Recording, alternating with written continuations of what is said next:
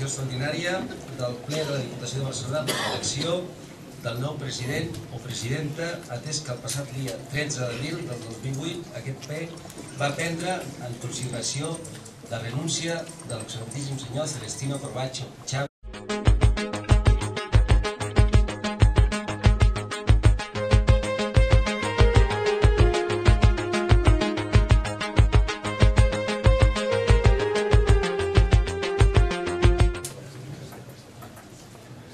Ara es procedeix a l'escrutini dels vots emesos pels diputats i diputades presents.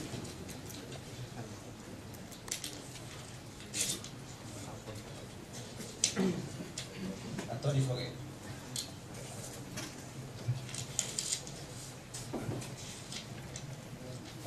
L'escrutini de vots emesos per a l'elecció del president de la Diputació de Barcelona s'hi han obtingut els resultats següents. Vots emesos, 49. Vots en blanc, cap. Vots nuls, cap. Vots a candidatures, 49. I dintre de les candidatures, a favor del senyor Antoni Fogué Mollà, 46, i a favor del senyor Xavier García Albiol, 3. Queda proclamat president de la Diputació de Barcelona. Per haver obtingut la majoria absoluta dels vots en nombre legal de membres d'aquesta corporació, l'il·lustríssim senyor Antoni Fogué Mollà.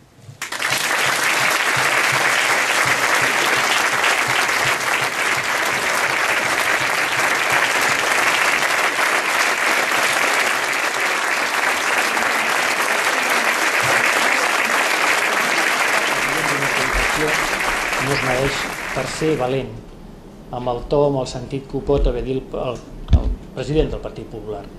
Jo vull deixar clar que si sóc president de la Diputació de Barcelona és perquè evidentment el meu grup m'ha proposat el vicepresident i president en funcions fins avui, el meu alcalde i amic Bartomeu Muñoz, ho ha volgut el meu partit, el Partit dels Socialistes de Catalunya, i crec que ha estat referendat majoritàriament al ple d'una manera molt important.